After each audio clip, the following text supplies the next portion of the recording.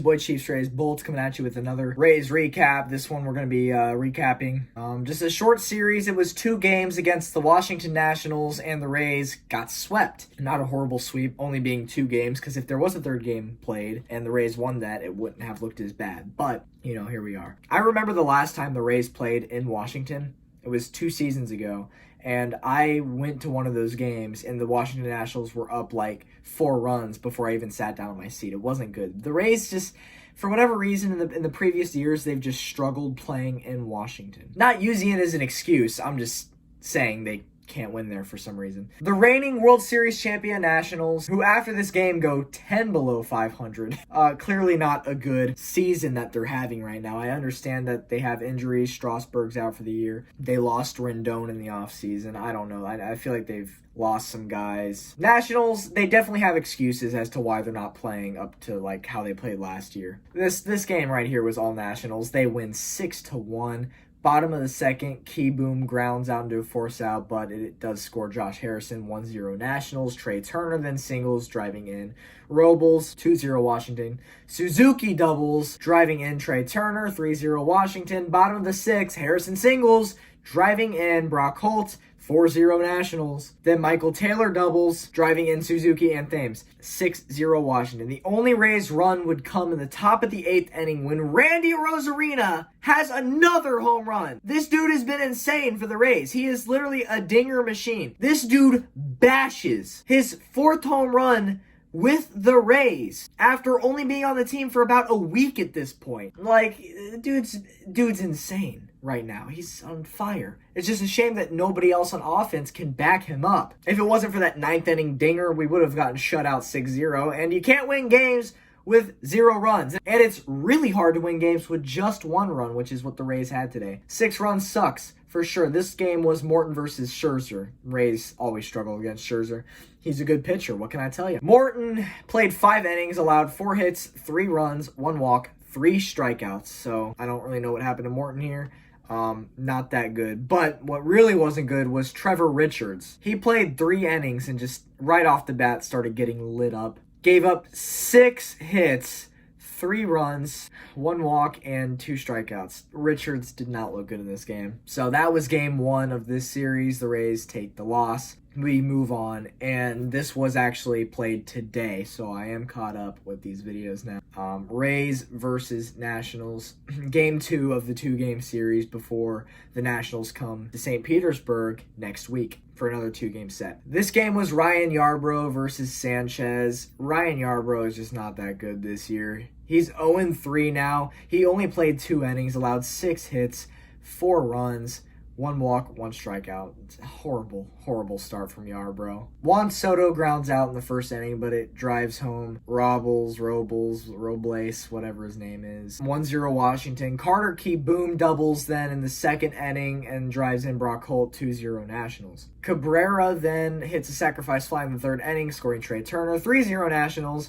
Then Josh Harrison singles, driving in Juan Soto. 4-0 Nationals. Yada, yada, yada. Top of the 6th inning would come. G-Man Choi singles. Brandon Lau scores. 1-4. Washington still leading. Tsutsugo then doubles, driving in Arozarena. Arozarena's freaking hot. 4-2 Nationals. And then a wild pitch thrown by the Nationals pitcher in the 6th inning would score G-Man Choi. So the Rays come within 1, and then they can't score anymore the rest of the game. In fact, the Nationals put up another insurance run in the 6th inning, and that would be at a 5-3 final. So the offense has been kind of quiet recently. Really, I don't know what's going on. You kind of get the gut feeling that this is where the Rays' cold streak begins. You just have to hope that it doesn't continue into the playoffs.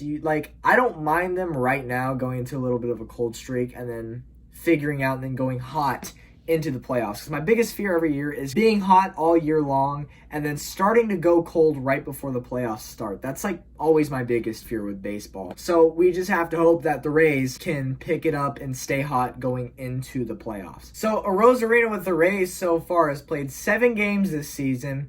He's had 5 runs, 8 hits, 4 homers, 5 RBIs, and 3 walks. What is going on with this guy? He is on fire. 7 games, a week worth of games, and he's got 4 homers. That's incredible. Hopefully he can stay hot, because really he's the only guy sparking the offense as of right now. So yeah, that's insane. Let's take a look at the standings, right? The Blue Jays just beat the Yankees again today, and they won the series against the Yankees. So the Blue Jays are actually the ones riding the Rays' asses right now. I didn't think I'd be saying that at the beginning of the season. So the Rays right now, with less than 20 games to go in the season, have the division lead at 28-15.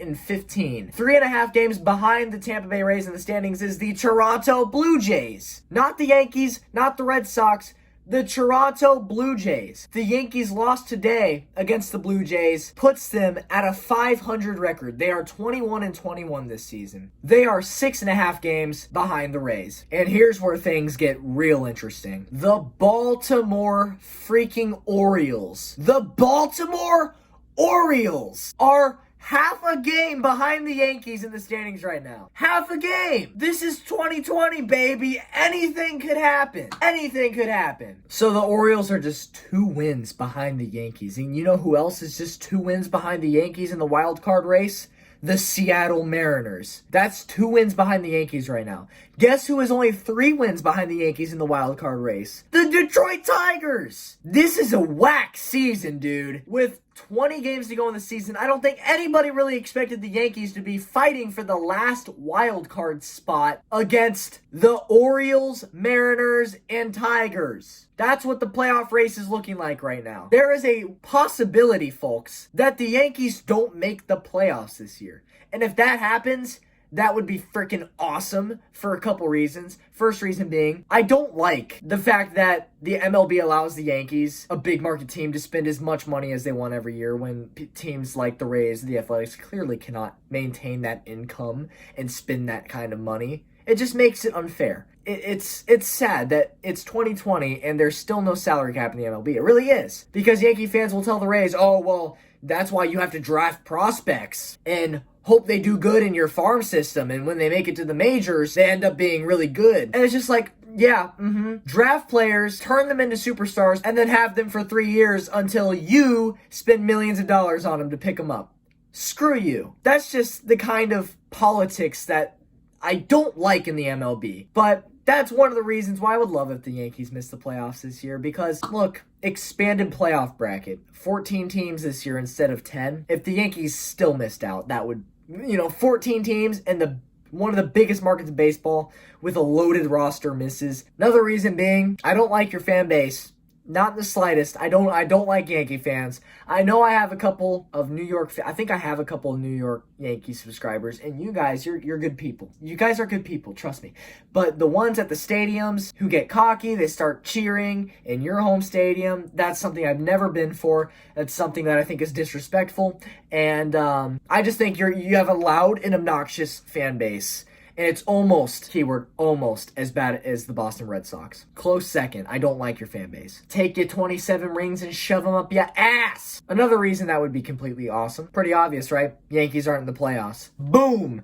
Anyways, with that being said, that's going to cover this series. The Rays now take an off day and then starting on the 10th, the same day as the Chiefs game, so I'm not going to be paying any attention to this Rays game. They start their final series against the Red Sox. And this season, the Rays have just absolutely owned the Red Sox, which is beautiful. We've owned the Yankees and we've owned the Red Sox. It's such a glorious sight. It's something that I never thought I'd see. Never in my wildest dreams thought I'd see the Rays, my small market team from St. Petersburg, Florida, kicking the shit out of the Yankees and the Red Sox all season long. It's beautiful. Hopefully we can keep it up and kick their ass in the final series against them this year. Anyways, this is your favorite Tampa Bay Rays YouTuber on all of YouTube, baby. Go Rays! See you after the end of the next series, because that's all I have the time for these days. That, and I'm going to have 3 sports on at the same time, starting on Thursday. So that's going to give me even less time to make these videos. But what can you do? See you in the next one. Peace out.